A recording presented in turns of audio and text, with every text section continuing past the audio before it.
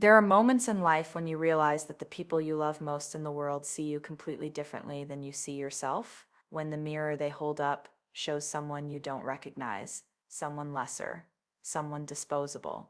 My name is Maya Chen. I'm 26 years old, and 3 days ago I sat next to the garbage cans at my sister's wedding, not near them, not accidentally close to them, right? Next to them. Close enough that I could smell the rotting food from the kitchen. Close enough that servers kept bumping into my chair on their way to dump trash. Close enough that everyone who passed by gave me pitying looks or pretended not to see me at all. My sister is Lily Chen. We're only 18 months apart. We shared a room for 20 years. We shared clothes, secrets, midnight snacks, and dreams about the future. We were supposed to be each other's maids of honor. We were supposed to stand by each other's side forever. But I guess forever has an expiration date when you're not considered important enough anymore. Let me back up. Let me tell you how we got here. Let me tell you about two sisters who were inseparable until one of them fell in love with money and the other became an inconvenience. I live in Detroit now. I'm a social worker at an underfunded community center, making $38,000 a year and drowning in student loans. I help kids who remind me of us, kids from immigrant families trying to make it, trying to prove they belong, trying to be enough. Lily lives in Manhattan. She's an investment banker making $250,000 a year, living in a penthouse that costs more per month than I make in 6. She fell in love with Marcus Whitmore III. Yes, the hires matters to him, whose family owns half of Connecticut and has a Wikipedia page. And somewhere along the way, I became an embarrassment to her. But I didn't know just how much of an embarrassment until I arrived at her wedding venue, a historic estate in the Hamptons that probably cost more than my annual salary just to rent for the weekend, and discovered where they'd seated me for the ceremony. Table 47. The table that didn't exist on the seating chart, the table they set up that morning because they forgot to include me in the original plan. The table positioned between the kitchen entrance and the industrial trash bins, hidden behind a decorative screen so the other guests wouldn't have to see it. The table where they put the people they had to invite but didn't actually want there. And the crazy thing, I almost left. I almost walked out right then and there. I should have. But I didn't, because what happened next, what I saw, what I heard, what I discovered, changed everything I thought I knew about my sister, her perfect fiancé, and the life she'd built. This is the story of how I sat by the trash at my sister's wedding, and how that trash side seat gave me the best view of the truth. The Uber drops me off at the gates of the Whitmore estate at exactly 2 p.m. The wedding doesn't start until 4, but Lily asked me to come early. I want to see you before everything gets crazy, she'd texted. Just us sisters. Like old times. Like old times. The phrase makes my chest ache. I'm wearing the only dress I own that's nice enough for this kind of wedding, a navy blue number I found at a consignment shop for $40. My shoes are from Target. My clutch is borrowed from my roommate. I look at the other guests arriving in their designer everything, stepping out of town cars and Teslas, and I already feel like I don't belong. The estate is massive, white columns, manicured gardens, a fountain that probably costs more than my car. Servers in crisp uniforms direct guests to different areas. I follow the signs to the bridal suite, my heart pounding with excitement despite my anxiety. I haven't seen Lily in person in 8 months. 8 months since she got engaged and life got too busy for visits. We've FaceTimed, sure, but it's not the same. I've missed her so much it physically hurts sometimes. I knock on the ornate door of the bridal suite. A woman I don't recognize opens it, one of Lily's bridesmaids, I assume. She's wearing a silk robe and holding a mimosa. Can I help you? She asks, looking me up and down with barely concealed judgment. I'm Maya, Lily's sister. She asked me to come early. The woman's expression doesn't change. Oh, right, Maya, hold on. She closes the door.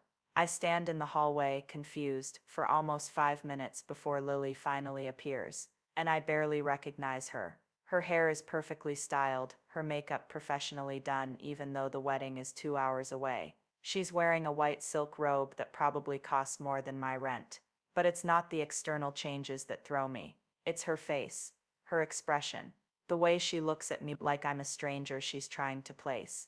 Maya, you're here. She hugs me, but it's brief, perfunctory. Not the bone-crushing hugs we used to give each other. Of course I'm here. Wild horses couldn't keep me away from my sister's wedding. I try to inject warmth into my voice, to bridge whatever distance has grown between us. Right, listen.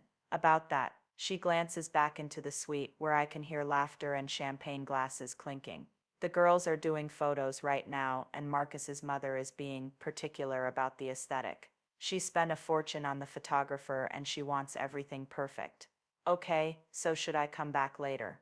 Actually, there's been a tiny change to the plan. You're not going to be able to be in the bridal suite for getting ready. It's just too crowded with all the bridesmaids and wait, what? Lily, you asked me to come early. You said you wanted sister time. I know, but things are just so hectic, and there are so many people, and Marcus's family has certain expectations, and she's talking fast, not meeting my eyes. Lily, stop. What's going on?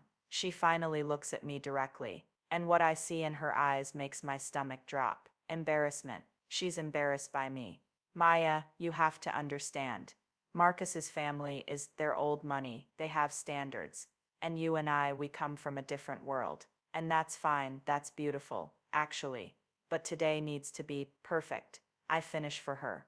And I don't fit into perfect. That's not what I said. It's what you meant. A woman's voice calls from inside the suite. Lily, the photographer is ready for the bridesmaid shots. Coming. Lily calls back. Then to me quieter. Look, I'm sorry this isn't how I pictured it, but I need you to be understanding today. This wedding is important. Marcus's family is important. Can you just try to blend in, not make waves? The words hit me like slaps. Blend in, don't make waves, as if my very existence is a problem to be managed. Where do you want me to go?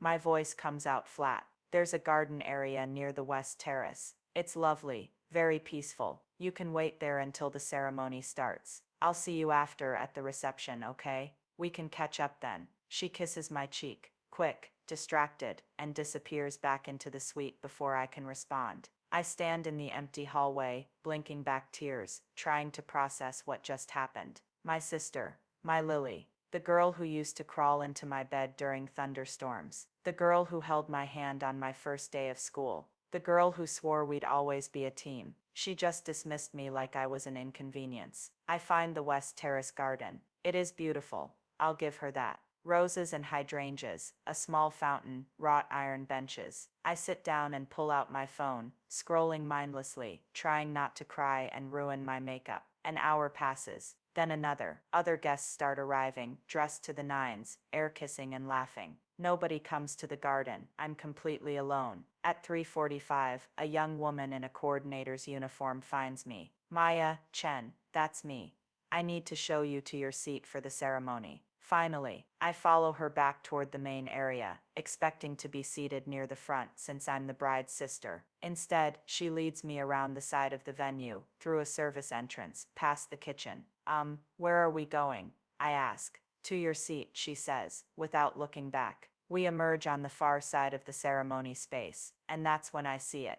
Table 47, one folding chair, one small table with a wilted flower in a bud vase, positioned directly next to 3 industrial garbage bins overflowing with kitchen waste and empty champagne bottles. I stop walking. This can't be right. The coordinator checks her clipboard. Maya, Chen, table 47, that's you. But I'm the bride's sister. There must be a mistake. This is where you're assigned. Her voice is firm, unapologetic. She's just following orders. Can I speak to Lily, or the wedding planner? The bride is not to be disturbed before the ceremony. If you have issues with your seating, you can bring them up at the reception. She turns and walks away before I can argue further. I stand there, staring at the garbage bins, at the single chair they've given me, at the screen they've positioned to hide me from view. And I understand. This isn't a mistake. This is intentional. They put me here on purpose, out of sight, out of mind. Close enough to say they invited me, far enough away that I won't embarrass anyone. My sister did this, or allowed it to be done, which is worse. I sit down in my trash-adjacent seat, my entire body numb. Around me, I can hear the ceremony beginning. The string quartet starts playing. Guests murmur appreciatively. Someone gives the opening remarks about love and commitment. I can't see any of it. The decorative screen blocks my view of everything except a sliver of the aisle, and even that's at a weird angle. I can hear Lily's voice as she says her vows, but I can't see her face. Can't see if she looks happy or nervous or radiant. I'm at my sister's wedding, and I'm missing the entire thing. A server pushes through the kitchen door, nearly knocking into my chair. Sorry, he mutters, barely glancing at me as he dumps a bus tub of dirty dishes into the bin next to me. The smell of old food intensifies. I pull out my phone and text my best friend Rachel. I'm sitting next to the garbage at Lily's wedding. This is not a metaphor. There are actual garbage bins next to my chair. She responds immediately.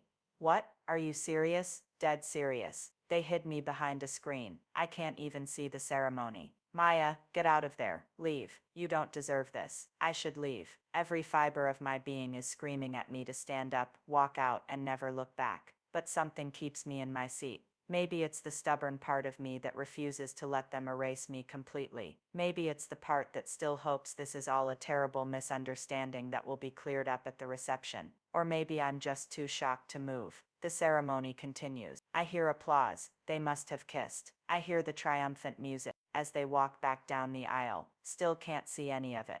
Guests start filing out, heading to the cocktail hour. A few pass by my hidden corner, and I catch fragments of conversation. Did you see the Duchess of Cambridge sent flowers? The ring must be at least 5 carats. I heard Marcus's family wasn't thrilled about the bride's background, but I suppose love conquers all. That last comment makes me freeze. Not thrilled about Lily's background. Our background. The immigrant parents, the modest upbringing, the state school education instead of Ivy League. Is that what this is about? Is Lily trying to erase where she came from? And I'm too vivid a reminder. A wedding coordinator appears around the screen. Miss Chen, you can head to the reception area now. Your table assignment is, let me check, table 52, another non-existent table number. I can already guess where it'll be. Before I go, I say, standing up, I need to see Lily. Just for a minute. The bride and groom are taking photos. They won't be at the reception for another hour. Then I'll wait. Miss Chen, I really don't think I'm her sister. I need to see her.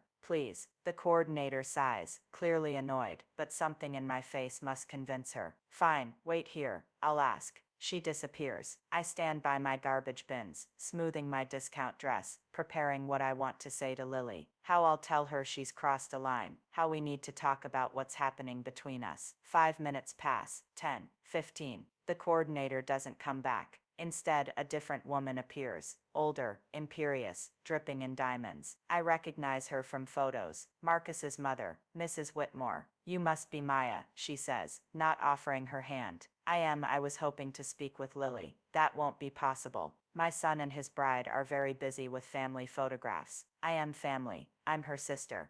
Yes, about that. Mrs. Whitmore steps closer, lowering her voice. I'm going to be frank with you, Miss Chen. This wedding has cost my family a considerable sum. The guest list was carefully curated. Every person here has been chosen for a reason. Business connections, social standing, family ties that matter. I'm her sister. I repeat, that's a family tie that matters, is it? Her smile is cold. Because from what I understand, you and Lily live very different lives now. She's built something here, a new life, a new network, a new future. And sometimes, in order to embrace a new future, we have to leave certain parts of the past behind. The implication is crystal clear. I'm the past that needs to be left behind. Does Lily know you're saying this to me? Lily is a smart girl. She understands how these things work. Why do you think she agreed to your accommodation today? My accommodation. You mean hiding me by the garbage. I mean seating you in a location that doesn't disrupt the aesthetic or the guest experience. You should be grateful you were invited at all. The anger that's been building finally breaks through. Grateful. I'm her sister. We grew up together. We were best friends. And you're treating me like I'm some random charity case who should be thanking you for scraps. Lower your voice, Mrs. Whitmore hisses. You're making a scene. I haven't even started making a scene. Where's Lily? I want to hear this from her. Lily is busy, and she's asked me to convey to you that she hopes you enjoy the reception, but she won't have time for a private conversation today. Perhaps you can catch up another time, when things are less hectic. She turns to leave, then pauses. Oh, and Miss Chen, your table at the reception is near the service entrance. Try not to bother the other guests on your way there. She glides away, leaving me shaking with rage and hurt. This is really happening. They really are doing this, and Lily is letting them. Or worse, Lily wants this. I should leave. I should walk out right now and never speak to my sister again. But I don't, because as I stand there, trying to compose myself, I hear voices coming from the other side of the screen. Male voices, and one of them is Marcus. I freeze. Marcus is on the other side of the decorative screen, maybe 5 feet away from me. He doesn't know I'm here. The screen hides me completely from his angle. He's talking to someone else, another man whose voice I don't recognize. Can't believe you actually went through with it, the other man is saying. Marrying her. I mean, after everything. What choice did I have? Marcus's voice is casual, amused even. Mother was breathing down my neck about settling down. The firm wants stability. And Lily, well, she photographs. Well, she knows how to play the game, and she's grateful enough to not ask too many questions. My blood runs cold. Grateful, the friend laughs. That's one way to put it. Though I have to say, when you started dating her, I thought it was just for fun. Entertainment. I didn't think you'd actually wife her up. Like I said, image matters, and an ambitious immigrant success story makes good PR. Shows I'm diverse-minded, modern, plus her desperation to fit in makes her easy to control. I grip the edge of my chair, my nails digging into the metal. I should make noise, let them know I'm here. But I'm paralyzed, horrified. And the sister, the friend asks. The one you had them seat by the trash. Marcus laughs. It's a cruel sound. That was Mother's touch. Brilliant, really. Lily was getting sentimental, wanted her sister in the bridal party. Mother convinced her it would look off-brand to have someone so obviously lower tier standing next to all our friends. The trash seating was a compromise, technically invited, but invisible. Does the sister know she's being treated like garbage? I'm sure she's figured it out by now. Not that it matters. She's nobody. A social worker from Detroit, making what, 30-something thousand. She's completely irrelevant. And Lily just went along with sidelining her own sister. Lily goes along with whatever I tell her to. That's the deal. She gets the lifestyle, the name, the money. I get a presentable wife who knows her place. Everyone wins. Except the sister. The sister isn't part of the equation. Never was. They laugh together, and then I hear them walking away, their voices fading as they rejoin the cocktail hour. I sit in my hidden corner, shaking. Everything I just heard replays in my mind, like a nightmare I can't wake up from. Marcus sees Lily as a controllable asset, a prop for his image, someone grateful enough not to ask questions. And Lily went along with hiding me, agreed to push me aside, chose this life over our relationship. The sister I knew, the sister I loved, would never have done this. But maybe I don't know her anymore. Maybe the money, the lifestyle, the acceptance into a world she always felt locked out of. Maybe it changed her. Maybe it showed her who she really was underneath. I pull out my phone, my hands shaking so badly I can barely hold it. I should record what I just heard. I should text Lily. I should do something. But what? Burst into the reception and announce that her new husband sees her as a controllable immigrant prop. Ruin her wedding day with the truth she probably doesn't want to hear. Would she even believe me? Or would she accuse me of being jealous, of trying to sabotage her happiness? Before I can decide, my phone buzzes. It's a text from an unknown number. Maya, this is Charlotte, Lily's college roommate. We met briefly at their engagement party. Can you meet me in the rose garden near the east wing? It's important. I stare at the message. Charlotte. I vaguely remember her. Tall, red hair. Seemed nice, but distant. One of Lily's new friends from her New York life. Why would she want to meet me? But honestly, what do I have to lose at this point? My dignity is already in the trash. Literally. I text back. Be there in 5. The rose garden is tucked away from the main reception area, private and quiet. Charlotte is waiting on a bench, still in her bridesmaid dress, a stunning lavender gown that probably cost more than my monthly rent. When she sees me, she stands immediately. Maya, thank you for coming. I wasn't sure you would. Why did you want to see me? She looks around nervously, making sure we're alone. Because I know what they did to you. The seating, the exclusion from the bridal suite, all of it, and it's not right. You're one of her bridesmaids. You're part of her new life. Why do you care?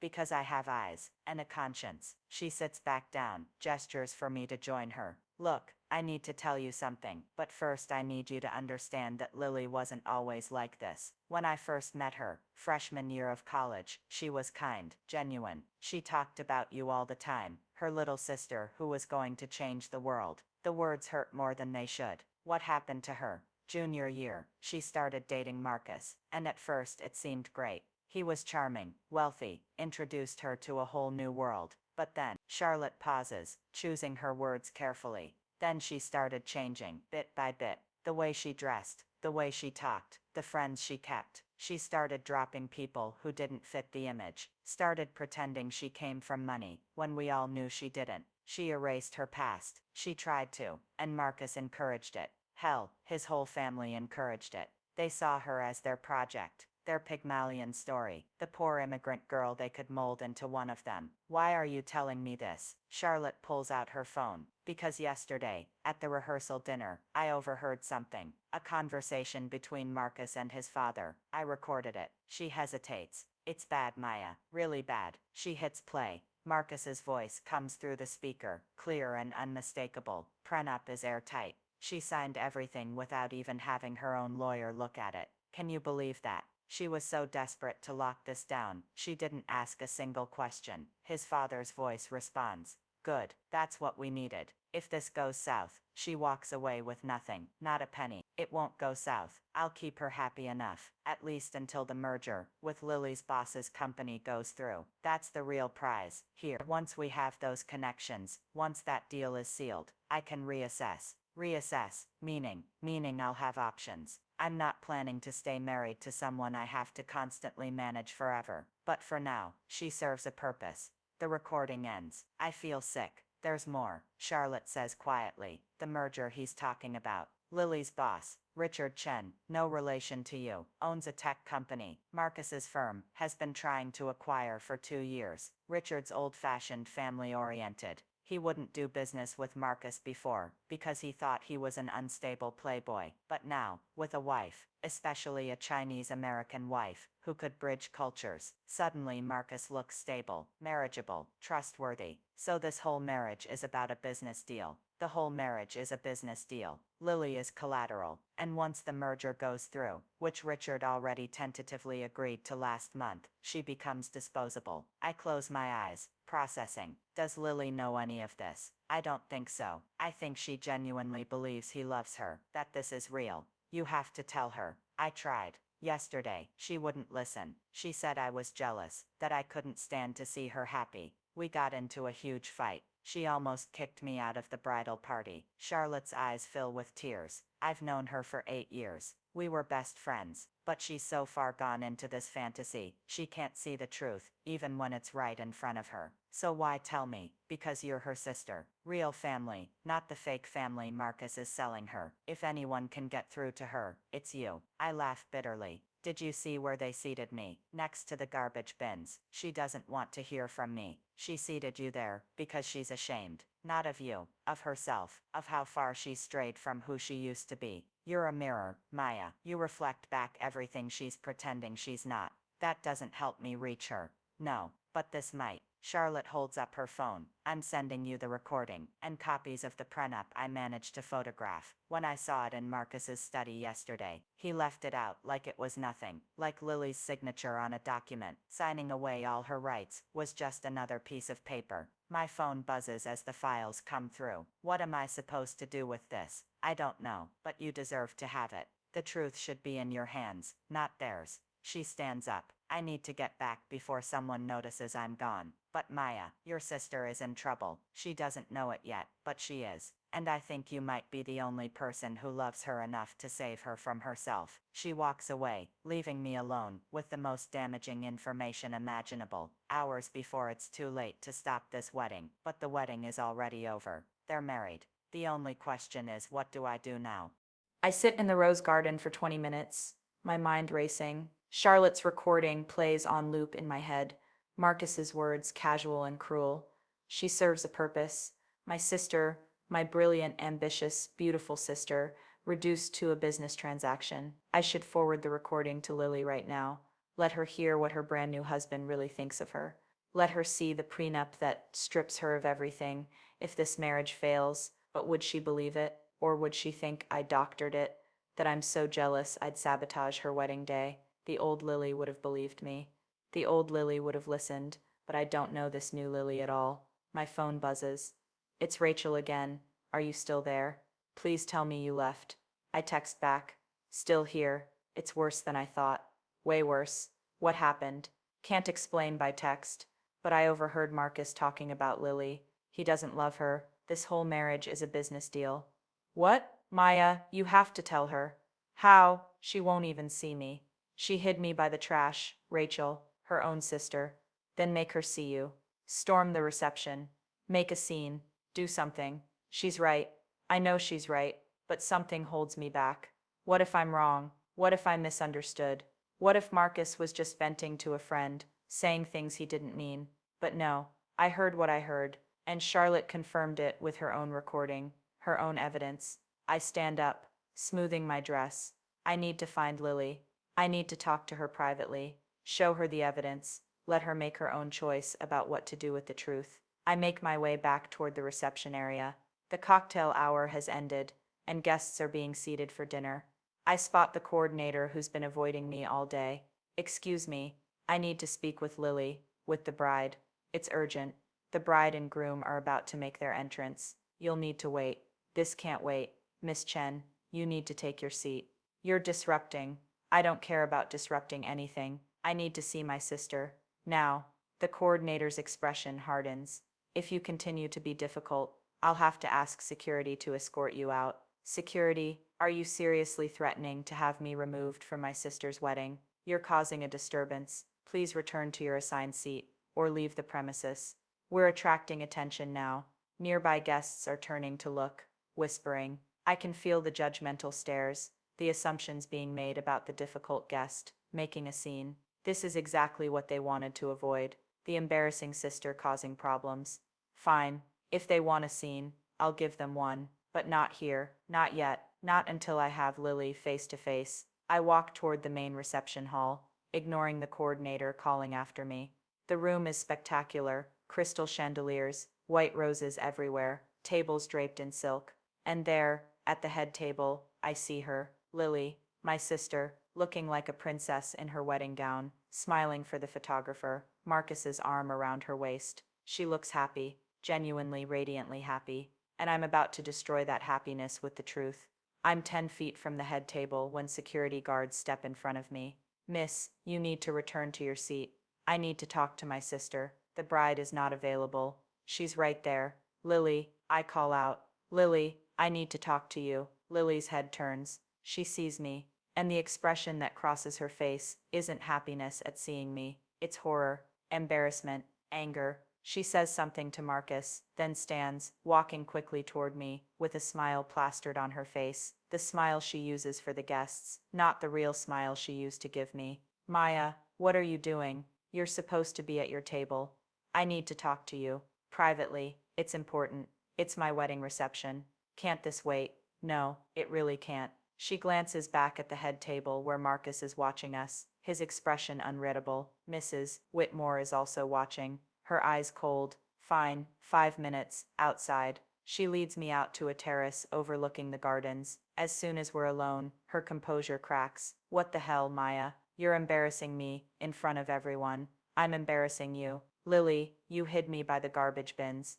That's what this is about. You're seating, on my wedding day, you're making this about you. No, this is about you, about Marcus, about this whole thing being a lie. What are you talking about? I pull out my phone, hands shaking. I overheard Marcus today, talking to his friend, about you, about why he really married you. Maya, stop. He called you controllable. He said you were grateful enough not to ask questions. He said you were good for his image, his PR. He used the word prop. Lily, you're a prop to him. She stares at me, her face going white. You're lying. I'm not, and there's more. I pull up Charlotte's recording. Charlotte gave me this. It's Marcus and his father, talking about the prenup you signed, about how you'll get nothing if this marriage fails, about how once his business deal goes through, he'll reassesses the marriage. I hold out the phone. Lily doesn't take it. Stop, she says quietly. Just stop. Lily, you need to hear. No, I don't, because I know what you're doing. You're jealous. You've always been jealous of me.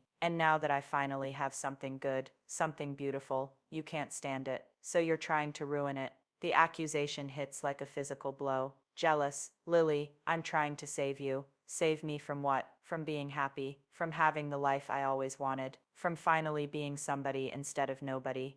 You were never nobody. You were my sister. You were brilliant and funny and kind. I was poor. I was the scholarship kid. I was the girl who wore the same 3 outfits in rotation because we couldn't afford more. I was the girl who had to explain to everyone why her parents spoke broken English. I was ashamed, Maya. Every single day, I was ashamed. The confession hangs between us, raw and painful. And now you're not, I say softly, because Marcus gave you a way to escape that, to pretend it never happened, to erase everything you came from, including me. Tears are running down Lily's face, ruining her perfect makeup. You don't understand. You chose to stay in that world, working with poor people, making no money, being proud of your struggle. But I wanted out. I wanted more, and Marcus gave me that. At what cost? Your integrity, your family, yourself. It's worth it. All of it is worth it. To never feel small again, to never be looked down on, to finally belong somewhere. But you don't belong here, Lily. They're letting you play dress up, but they'll never see you as one of them. And once you're no longer useful, get out. What? Get out. Of my wedding, of my life. I don't want you here. I never wanted you here. Mother Whitmore was right. Inviting you was a mistake. You're a reminder of everything I'm trying to forget. So just go, please. She turns and walks back into the reception, leaving me alone on the terrace. I stand there, frozen, her words echoing in my head. I never wanted you here. My sister, my best friend, the person I thought I knew better than anyone. She just chose her fake life over the truth, over me. I should leave. I should walk away and never look back. But then I think about what I heard, about Marcus's plans, about the prenup, about how Lily is walking into a trap she doesn't even see. And I realize she might hate me right now. She might never forgive me, but I can't let her destroy herself without knowing the truth, even if it means she'll hate me forever. I pull out my phone and text Charlotte. I need your help. Meet me in the rose garden. Bring any evidence you have. It's time to blow this up. Charlotte meets me in the rose garden within 5 minutes, slightly breathless. She's brought a laptop. What are we doing? She asks. Lily won't listen to me. She thinks I'm jealous, that I'm making this up, but she can't deny hard evidence projected in front of 200 witnesses. Charlotte's eyes widen. You want to play the recording at the reception, not just the recording, the prenup, the business deal documents, everything. I want everyone to see what this marriage really is. Maya, that's nuclear. That will destroy her. Staying in this marriage will destroy her worse. At least this way, she'll have the truth. She can make her own choice. She'll never forgive you. I know, my voice breaks, but at least she'll be free. Charlotte is quiet for a moment, then nods. Okay, I'm in. What do we need? We spend the next 15 minutes planning. Charlotte has access to the AV system. She helped set up the slideshow of Lily and Marcus's relationship photos that's supposed to play during dinner. We can override it. Play the recordings, show the documents. When? Charlotte asks. During the toasts, when everyone's paying attention, when they can't ignore it. That's in 20 minutes. Then we better hurry. We sneak into the AV control room. Really just a closet with equipment. Charlotte plugs in her laptop, loads the files. My hands are shaking as I help her set everything up. Last chance to back out, Charlotte says. Once we do this, there's no going back. I know. She squeezes my hand. For what it's worth, I think you're incredibly brave, or incredibly stupid, maybe both. We finish the setup. Charlotte will stay here to control the playback. I'll go back to the reception, try to blend in, be ready for the fallout. I make my way back to table 47, my trash-adjacent seat. From here, I can see the head table. Lily is laughing at something Marcus said. His hand is on her knee, possessive. Mrs. Whitmore is watching them with satisfaction, like she's admiring a successful acquisition. The best man stands up with his champagne glass. The toasts are starting. He tells a story about Marcus in college, something about a fraternity prank. Everyone laughs politely. He raises his glass. To Marcus and Lily, the maid of honor goes next, one of Marcus's cousins, someone I've never met. She talks about how perfect they are together, how lucky Lily is, how this is a fairy tale come true. My stomach churns. Then Marcus stands. He's giving a toast to his bride. When I met Lily, he says, his voice carrying across the room,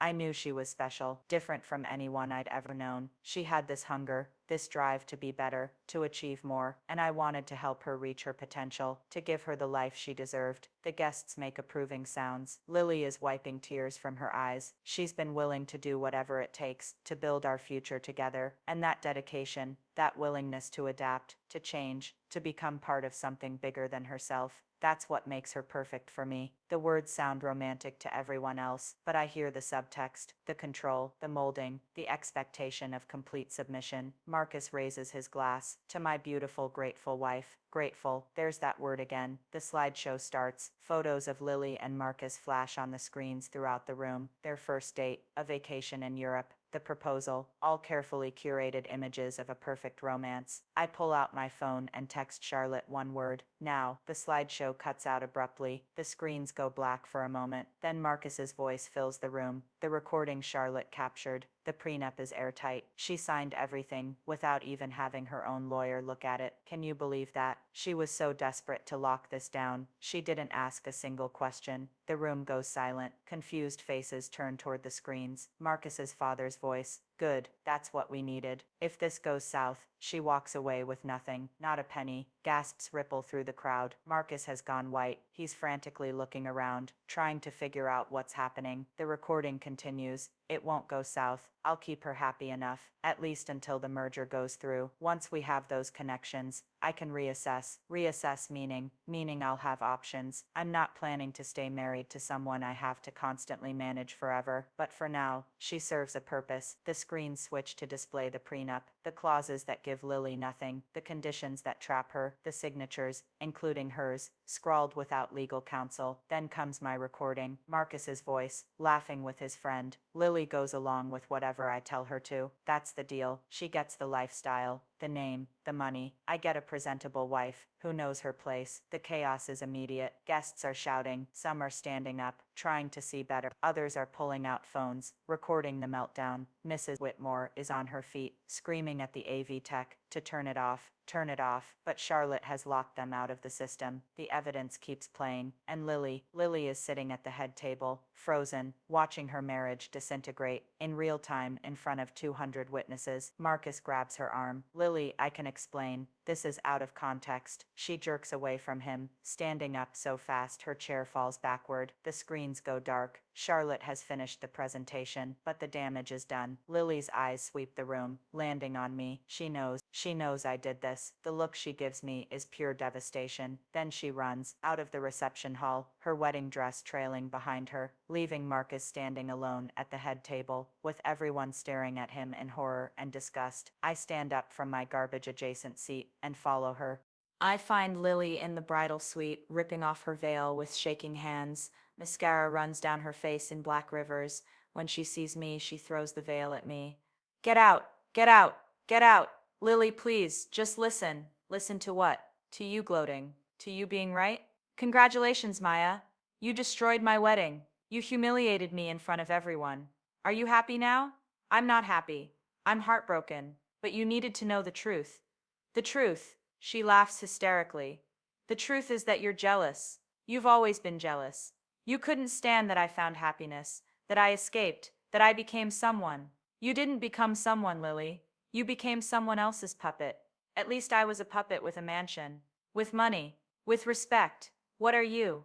A nobody social worker living in a shitty apartment, making poverty wages, pretending you're changing the world. The words are designed to hurt, and they do, but I don't back down. You're right. I'm a nobody. I make no money. I'll never have a mansion, or a trust fund, or a name that opens doors. But at least I'm real. At least I know who I am. Can you say the same? Lily collapses onto the couch, sobbing. I don't know anything anymore. I don't know who I am. I don't know what's real. Did he ever love me? Even a little? I sit beside her, carefully, like approaching a wounded animal. I don't know. Maybe he did in his own twisted way. But Lily, love shouldn't require you to erase yourself.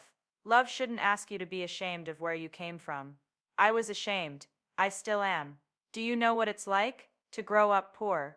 To watch mom and dad work 3 jobs between them and still struggle. To wear clothes from Goodwill while everyone else wore designer. To be the scholarship kid, the charity case, the one who didn't belong. Yes, I say softly. I do know, because I lived it too. We lived it together. But you embraced it. You made it your identity. Maya the social worker, helping the disadvantaged, living among the people. You made poverty noble, and you made wealth the answer to all your pain. But Lily, money doesn't erase trauma. It just gives you expensive ways to avoid dealing with it. She looks at me with red, swollen eyes. When did you become so wise? When I spent 8 months in therapy processing my abandonment issues, after my sister chose her new life over our relationship. The words hit her like a slap. Is that what you think I did? Isn't it? You moved to New York and started a new life. New friends, new job, new identity. And slowly, call by call, visit by visit, you pulled away from me, from mom and dad, from everyone who knew the real you. Because the real me wasn't good enough. Says who? Marcus? His mother? The society that told you that you had to completely reinvent yourself to be worthy. Lily, the real you is brilliant and strong, and beautiful. But you couldn't see it because you were measuring yourself against people who would never accept you anyway. They did accept me. Marcus married me. Marcus married your potential use to him. He married the connections you could provide, the image you could project. He didn't marry you, Lily. He married what he could make you into. She's quiet for a long moment. Then the prenup. Did you really see it? I pull out my phone, show her the photos Charlotte took. Every page. You signed away everything, Lily. If this marriage ended, you'd walk away with nothing. Not your company contributions, not your investments, nothing. And without a job, because you quit when you moved to Manhattan, you'd be left with no income and massive student loans. She reads through the documents, her face growing paler with each page. I didn't read it. His lawyer said it was standard, that everyone does it. And I was so excited, so desperate for this to be real, that I just signed. Did you have your own lawyer look at it? Marcus said I didn't need one, that it would seem like I didn't trust him. So I didn't ask. That's financial abuse, Lily. Isolation from legal counsel. Pressure to sign without understanding the terms. That's textbook manipulation. She drops the phone, pressing her hands to her face. Oh my God, what have I done? What have I fucking done? You fell in love with the wrong person. It happens, but I destroyed everything for him. My relationship with you, with mom and dad. Did you know they couldn't even come to the wedding? Because the Whitmores said the guest list was curated, and my parents didn't fit the demographic. My heart stops. What? I told them the venue was too small, that we could only accommodate immediate family, which apparently meant Marcus's parents, but not mine, and they believed me. They sent a card with money they couldn't afford, and told me they were proud of me. Tears streamed down my face. Lily, I chose this. I chose this life over them. Over you, over everything real and true, and good. For what? For a man who sees me as a controllable asset. She stands up abruptly, pacing. Everyone saw that. Everyone heard what he said about me. I can never show my face again. My career is over. Guest, my reputation is destroyed. Everything I built is gone. No, everything fake is gone. Now you have a chance to build something real. With what? I have no job, no money, because it's all Marcus's money. No place to live. I have nothing. You have me. She stops pacing, turns to look at me. After everything I did to you, after I treated you like garbage, literally you'd still help me. You're my sister. I love you even when I hate you, even when you hurt me, even when you choose the worst possible version of yourself. I still love you. Lily collapses again, sobbing so hard her whole body shakes. I wrap my arms around her, holding her like I used to when we were kids and the world felt too big and scary. I'm so sorry, she gasps between sobs. I'm so sorry for everything. For pushing you away, for being ashamed of you, for that horrible seating. The garbage bins were a nice touch, I say, and somehow, impossibly, we both laugh through our tears. I told myself it didn't matter, that you'd understand, that the wedding was more important than your sister's dignity. Yeah, it wasn't. I'm the worst person in the world. No, you're just a person who made bad choices. But you can make different ones now. She pulls back, wiping her eyes. I don't know how. I don't know where to start. We start by getting you out of this dress. Then we figure out the legal stuff. There might be grounds for annulment since the marriage was based on fraud. Then we go home. Home? Detroit. Mom and Dad's house, where you should have been all along. They'll hate me. They'll be hurt. But they won't hate you. They're our parents. They love us even when we're idiots. There's a knock at the door. Charlotte's voice, Maya. The police are here. Marcus tried to have you arrested for sabotaging the wedding, but about 50 guests came forward saying they wanted to hear the evidence, including 3 lawyers who say what Marcus did might actually be illegal.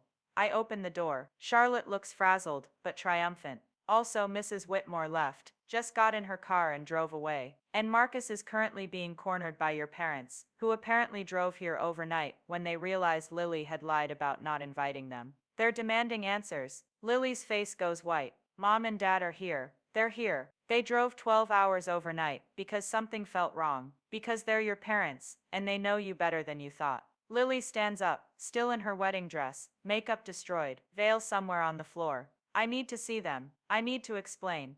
You will, I say. But first we need to deal with Marcus. Together, like we should have from the start. She takes my hand. Her grip is tight, desperate. I don't deserve your help. Probably not. But you're getting it anyway. That's what sisters do. We walk out of the bridal suite together. Lily in her ruined wedding dress, me in my discount department store outfit, heading toward the chaos of the destroyed reception. And for the first time all day, we're on the same side. The reception hall is in chaos. Half the guests have left. The others are clustered in groups, gossiping furiously. Marcus is surrounded by people, some angry, some just curious. When he sees Lily, he tries to approach her. Lily, please, we need to talk privately. No, her voice is firm. Anything you have to say, you can say in front of everyone. Since everyone just heard what you really think of me anyway. That recording was taken out of context. Was it? Because it seemed pretty clear to me. I'm a controllable asset, a prop for your image. Someone grateful enough not to ask questions. Did I miss any good parts? Marcus's face flushes. You're upset? You're not thinking clearly. I'm thinking clearly for the first time in years. This marriage is over, Marcus. We're getting it annulled. On what grounds? We're legally married. On the grounds of fraud. You married me under false pretenses. For business purposes. Using a prenup you pressured me to sign without legal counsel. I've already spoken to 3 lawyers in this room who say I have a case. Mrs. Whitmore reappears, striding toward us with fury in her eyes. You ungrateful little. Stop. My father's voice cuts through the noise. He and my mother are walking toward us, and I've never been so happy to see them. Dad looks exhausted from the drive, but his eyes are fierce. Don't you dare speak to my daughter that way. Your daughter just destroyed a wedding that cost $500,000. Your son destroyed this wedding when he decided to marry someone he saw as a controllable business asset. Mom says calmly, we heard the recordings. Everyone did. Marcus tries again. Mr. and Mrs. Chen, I can explain. No need, Dad says. We understand perfectly. You saw our daughter as someone you could use and discard, but you made one mistake. What's that? You forgot that she comes from a family that doesn't quit, that doesn't abandon our own. You tried to separate her from us, to make her ashamed of where she came from. But we're here now, and we're taking our daughter home. Lily is crying, but these are different tears. Relief, release. She breaks away from me and runs to our parents, and they wrap her in their arms like she's 5 years old again. Marcus watches this, and I see something flicker across his face. Not love. I don't think he's capable of that. But maybe regret. Maybe the recognition that he lost something real in pursuit of something fake. This isn't over, he says to me. I'll sue you for defamation. For what? Playing recordings of you actually saying those things. Good luck with that. But please try. I'd love to see you explain in court why you married someone you didn't love for business purposes. Charlotte appears at my side. Also, I just got a call from Richard Chen, Lily's former boss. He saw the live streams of the reception that about 20 guests posted online. He's pulling out of the merger, says he won't do business with someone who treats people as disposable assets. Marcus's face goes from red to white. What? Turns out using your wife as a business pawn isn't great PR. Who knew? Charlotte smiles sweetly. Mrs. Whitmore grabs Marcus's arm. We're leaving now. Before this gets worse, they sweep out of the hall, followed by the remaining Whitmore family and friends. The exodus is swift. Within minutes, the only people left are the ones who actually care about Lily, Charlotte, a few of her real college friends, and our family. Lily walks over to me, her parents flanking her. Maya, I need to say something. In front of everyone, she turns to face the remaining guests. I owe my sister an apology. A huge, massive, inadequate apology. She tried to warn me. She tried to protect me. And I not only didn't listen, I treated her like garbage. Literally, I allowed her to be seated next to the trash bins because I was ashamed of her. Ashamed of my own sister. The person who has always, always had my back. Her voice breaks. And even after all that, even after I told her to get out of my life, she still tried to save me. She exposed the truth, knowing I might hate her forever, knowing I might never forgive her, because she loves me more than I deserved, more than I loved myself. She takes my hands. I'm so sorry, Maya, for everything. For choosing money over family. For trying to erase where I came from. For treating you like you were disposable when you're the most important person in my life. I don't know if I can ever make this right, but I want to try. If you'll let me. I'm crying now too. Of course I'll let you. You're my sister. You're stuck with me, even after everything. Especially after everything. That's what family means. Mom and Dad join our hug, and we stand there in the middle of the destroyed reception hall, holding each other like we used to before life got complicated. Charlotte starts clapping. Then the other friends join in. It's not the celebration Lily planned, but it's real. It's honest. It's us. 6 months later, I'm in my apartment in Detroit. The same shitty apartment. Lily insulted during her breakdown, making coffee when there's a knock at my door. I open it to find Lily standing there with 2 suitcases and a nervous smile. Hey sis, my sublet ended and I was hoping, can I crash here for a bit? Just until I figure things out. After the wedding disaster, Lily moved back home with our parents for 3 months. She went to therapy. Real therapy, not the kind where you just complain about your problems to someone who nods. She got her annulment. Turns out marrying someone under fraudulent pretenses is indeed grounds for annulment, and Marcus didn't fight it because the PR nightmare wasn't worth it. She reconnected with her former boss Richard, who offered her a job at his company, a real position based on her actual skills, not her connections. And slowly, painfully, she started becoming Lily again. Not the old Lily, not the fake Manhattan Lily, but someone new. Someone who could acknowledge her mistakes and work to be better. Of course you can stay, I say, pulling her inside, but you're sleeping on the couch. This is a 1 bedroom. The couch is fine, better than fine. Maya, I can't thank you enough for stop. We've been over this. You don't need to keep thanking me. But I do. You saved my life. Literally, if I'd stayed in that marriage, if that business deal had gone through, I would have been trapped. No way out, no money, no options. You gave me my life back. You gave yourself your life back. I just provided some information. She sets down her suitcases and looks around my small apartment. The second-hand furniture, the kitchen that barely fits 2 people, the view of a brick wall. A year ago, she would have looked at this with pity or disgust. Now she smiles. I forgot how cozy this place is. Cozy is realtor speak for tiny. No, I mean it. It's yours. It's real. It's not some staged magazine spread. It's a home. She sits on my old couch, curling up in the corner she always claimed when she'd visit before everything went wrong. I start the new job next week, she says. Richard's giving me a fair salary, not Marcus money, but enough to live on, enough to start paying you back for the legal fees. You don't have to. I want to. You spent your savings helping me get that annulment. It's only right. Fine. But I'm charging you interest. Sisterly interest. What's that? Means you have to tell me you love me at least once a week and watch bad reality TV with me on Fridays. She laughs. It's the real laugh, the one I haven't heard in years. Deal. My phone buzzes. It's a text from Charlotte. How's the roommate situation? I respond. She's here. It's good. Really good, Charlotte. I'm so glad. You two deserve happiness. Real happiness, not the fake Instagram version. Charlotte has become one of my closest friends over the past 6 months. She left Marcus's social circle entirely, said she couldn't stomach the hypocrisy anymore. She's dating a public school teacher now and seems genuinely happy. Charlotte says hi. I tell Lily. She wants to know if we're coming to her birthday party next month. We should definitely go. I need to thank her properly. She risked a lot helping you expose Marcus. She did it because it was right, and because she cared about you, even when you couldn't see how far you'd strayed. Lily is quiet for a moment. Do you think I'll ever stop feeling guilty about what I did? How I treated people, eventually. But the guilt is good. It means you learned something. It means you're not the person who sat me next to the garbage anymore. God, I still can't believe I did that. Every time I think about it, I want to die of shame.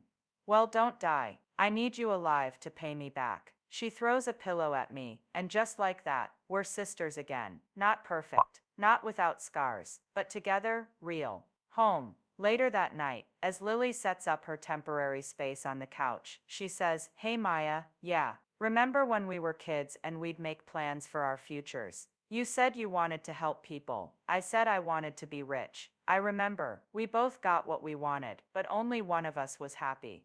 Are you happy now?" She thinks about it. "I'm getting there. It's weird. I make a fraction of what I made before. I live on your couch. I have no designer clothes or fancy dinners or important social connections. But I feel lighter, like I was carrying something heavy, and I finally put it down. You were carrying the weight of pretending to be someone you're not. That's exhausting. It really is." She pauses. "I saw Mom and Dad yesterday, before I came here. Dad's retiring next month. I know. They're excited. They asked if I wanted to have a family dinner, all of us together, like we used to. What did you say?" I said yes. And then I asked if we could make Mom's dumplings, the ones we'd help her make on Saturdays. The ones that took 3 hours and made the whole house smell amazing. Those ones exactly. I smile in the darkness. "I'll be there. I know you will. You're always there. Even when I didn't deserve it. Even when I pushed you away. You never actually left. That's what sisters do. We don't quit on each other, even when it's hard, especially when it's hard. I won't forget that again. I promise." "Good. Because next time you try to marry a sociopath, I'm intervening before the wedding, not during." She laughs. "Deal. Though I think I'm done with wealthy men for a while, maybe forever. There are good people out there, Lily. People who will love you for who you actually are, not who they want you to be. I know, but right now I need to figure out who I actually am. I spent so long trying to be what everyone else wanted that I lost myself completely. I need to find her again." She's still there. I've seen glimpses of her lately. She's pretty great. "Thanks, Maya, for everything. For not giving up on me. For sitting next to those garbage bins. Let's maybe never mention the garbage bins again. For sitting next to those garbage bins and still loving me enough to save me from myself. You're the best sister anyone could ask for." Even if I forgot that for a while, I walk over and hug her. "I love you, Lily. The real you. The one who's trying. The one who's learning. The one who's brave enough to start over. I love you too." We stand there in my tiny apartment, two sisters who lost their way and found each other again, and I think about that day at the wedding. About sitting next to the trash, feeling invisible and disposable, wondering how my life had led to that moment. I think about how that trash side seat gave me the best view of the truth. How being pushed to the margins meant I could see what everyone else missed. How being treated as disposable taught me who truly mattered. That day, they sat me by the trash to watch my sister's wedding. But what happened next didn't just change everything. It saved everything that mattered.